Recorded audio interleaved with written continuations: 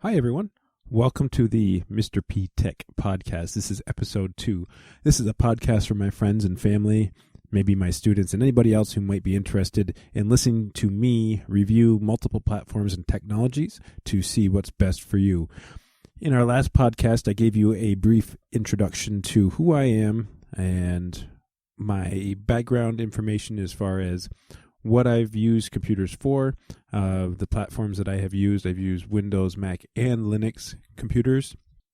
And my focus for podcasting is primarily open source and free software, as well as any other thing that I may be interested in talking about to hopefully get you to save some money or not spend any money at all, and just introduce you to all sorts of different things that I find interesting.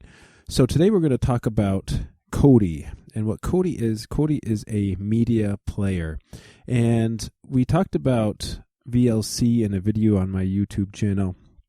And if you use iTunes or Windows Media Player, VLC is a good alternative. If you're looking for something for more than playing music, say you want to play not only music but videos and pictures, slideshows, Kodi is a great alternative to Windows Media Center that's no longer available. So what Kodi is available as a native application for Android, Linux, Mac, iOS, Windows, and it runs on newer computers and older computers. It's a great piece of software, and it's very stable. So you can download it from just about anything. And when you download it, if you just Google Kodi, Kodi, you can find a free download that will be put onto your computer. And when you open it up, it'll open into full screen. And it's a very easy interface to use. There's a setting for pictures and videos and music, and you can also even add a weather plugin, so it'll be telling you the weather, and it's very user friendly. Basically, it will read any file on your computer, and you can actually add plugins to this, so you can stream live streams from the internet. You can also watch live TV using this program, and it's a very powerful tool. If you've never used it before, I definitely encourage you to check it out. It may be something that you find useful for media playback on your computers. There's also, like I said, apps for iOS and Android, so you can actually have a well-rounded use for this no matter what device that you have. The next thing that I want to talk about is Microsoft Word. And for those of you who use Microsoft Word, you'll find that it's pretty much the standard no matter where you go or where you work. Everyone requires Microsoft Word at some point.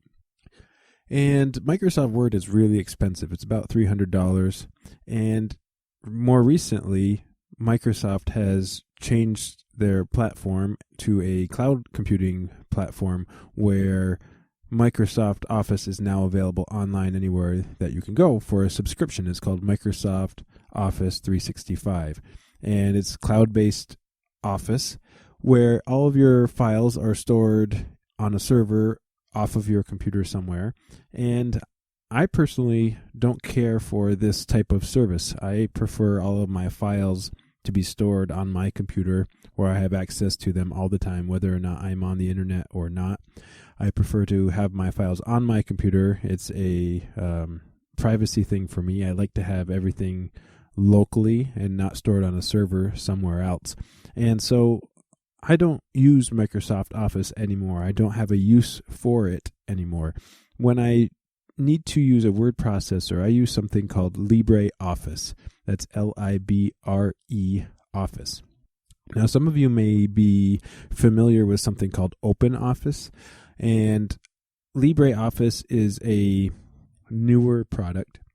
LibreOffice is a newer product, and it's made from the same developers as OpenOffice.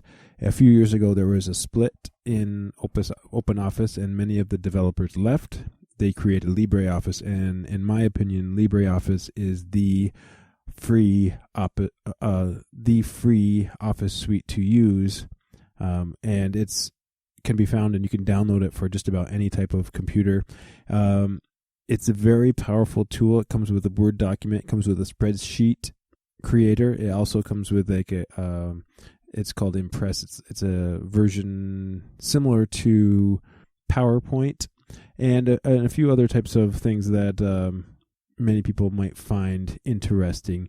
The Word document portion of this can be made compatible with Microsoft Office. So you can create Word documents using LibreOffice, and you can save your document as a Word document, and someone else can open it up in Microsoft Word. So it can still be compatible with Microsoft Office, but you're using a different program. And sometimes there may be a few formatting things that happen where you have to fix the format. But for the most part, if you're just creating simple Word documents, LibreOffice is a great tool, and it saves you a lot of money because you don't have to pay the $300 for Microsoft Office or any other program similar to that. So that's a great choice. Check it out. You can Google it, LibreOffice, and let me know what you think about it. And okay, I want to switch gears now for a minute, and I want to talk about one of my favorite iOS apps. One of my favorite apps I use pretty much every day is a app called Feedly. And what Feedly is it's an aggregator of news feeds where I can go into one place and I can read articles on whatever topics I'm interested in. And Feedly is a free app. You can use it with Android or iOS. You can access it through a web browser on any computer. And basically, you can copy and paste in your favorite websites that maybe you go to every day. Say there's 3 or 4 different websites that you go to and you want to put them all into one place. You can copy and paste the links of those websites into Feedly, and Feedly will show all the articles that website has posted for the last several days. So there is a lot that this app can do. You can even connect it to other apps, and you can save some of these articles for offline reading. If you're not anywhere near a network, you're out of service, you can have your articles to read at a later date. So I use Feedly for collecting all of my favorite news articles. And then there's another app that I use that's called Pocket.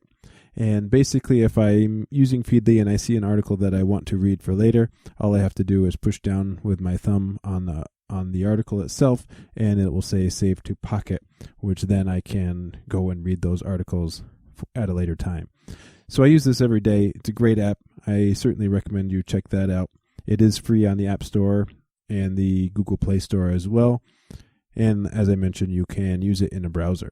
And that's going to do it for my second episode. These podcasts will get a little longer, and we will be going in depth in future podcasts with various items. What I'm doing for the first few episodes is just testing the waters and getting things just right, making things short and sweet, and testing my RSS feeds. And I'll be posting these to my Facebook page. It's MrpTech Reviews. Check that out on Facebook. You can also check out our YouTube channel. It's MrpTech Reviews. You can search for that on YouTube. Please send me feedback. I'd like ideas for future shows. I do have a few shows that are in the works that'll be a little bit more in depth. And what I'm going to do is slowly start adding more and more features every single episode. I want to get a few episodes out first for various reasons, and then start going in a little bit more depth to all of these different types of software that I keep talking about. So thanks for listening. I will see you next time.